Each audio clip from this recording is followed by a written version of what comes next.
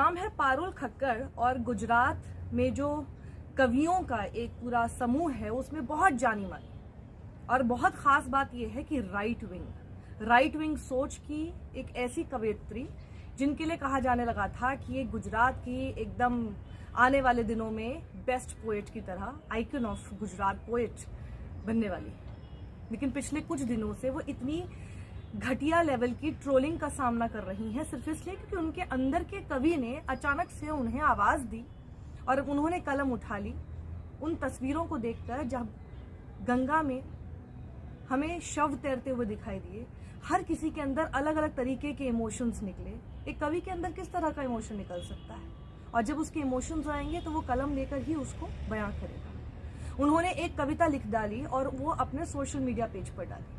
2 दिन तक लगातार बीजेपी ने उनको इस तरह से ट्रोल किया है। एंटी नेशनल और मिजोजिनिस्ट कमेंट्स जो होते हैं, सेक्सिस्ट कमेंट्स जो होते हैं, घटिया लेवल के कम से कम 28,000 गालियां उनको दे दी गई। उन्होंने अपना स्टेटमेंट और अपनी जो कविता है उसको विड्रॉ नहीं किया। हाँ, उन्होंने अपना अकाउंट जरूर प्राइवेट कर लिया और उनकी ये जो कविता है वो कम से कम 6 अलग भाषाओं में ट्रांसलेट की जा चुकी है।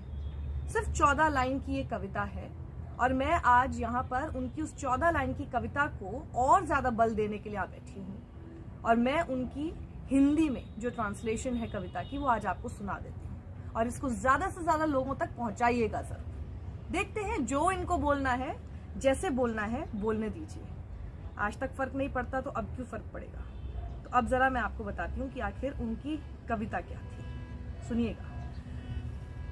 सबसे ज्यादा दिक्कत इसी बात को लेकर हुई कि इस कविता में उन्होंने नेकेड किंग बता दिया, यानी वस्त्रहीन राजा, और इसका नाम है शववाहिनी गंगा।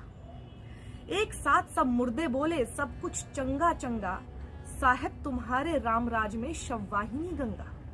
खत्म हुए शमशान तुम्हारे खत्म काष्ठ की बोरी, खत्म हुए शमशान तुम्हारे खत्म काष्ठ की बोरी, थके हमारे कंधे सारे आंखें रह गई कोरी। दर दर जाकर यमदूत खेले मौत का नाच बेढंगा, साहब तुम्हारे रामराज में शववाहिनी गंगा, साहब तुम्हारे रामराज में शववाहिनी गंगा।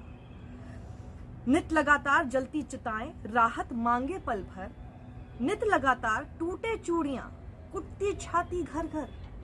देख लपटों को फिडल बजाते वारे बिल्ला रंगा, ये बिल्ला रंगा, रंगा बिल्ला, इससे भी बहुत आहत हुआ है BJP IT cell troll army. देख लपटों को फिडल बजाते वारे बिल्ला रंगा, साहब तुम्हारे रामराज में शववाहिनी गंगा। साहब तुम्हारे दिव्य वस्त्र दैदिप्य तुम्हारी ज्योति, काश असलियत लोग समझते हो तुम पत्थर ना मोती। हो हिम्मत तो आके बोलो मेरा साहब नंगा, हो हिम्मत तो आके बोलो मेरा साहब नंगा, साहब तुम्हारे रामराज में शववाहिनी गंगा।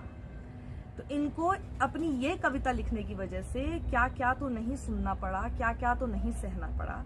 लेकिन सबसे अच्छी बात यह है कि जो गुजरात में जो पोएट्स की अपनी एक ग्रुप है, समूह है और कम से कम उसमें 1000 से ज्यादा आर्टिस्ट हैं, उन सब लोगों ने पारुल खक्कर का समर्थन किया है।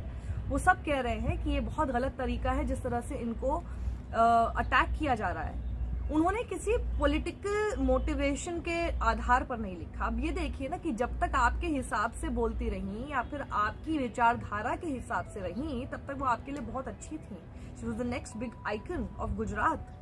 लेकिन जैसे ही उन्होंने अपनी मन की बात देखकर जो व्यथा, एक कोई भी भारतीय उन तस्वीरों को देखकर व्यथित ही महसूस करेगा, तो जैसे ही उन्होंने ये किया लोगों को बड़ी दिक्कत हो गई और न जाने क्या क्या इनको बोलना शुरू कर दिया गया।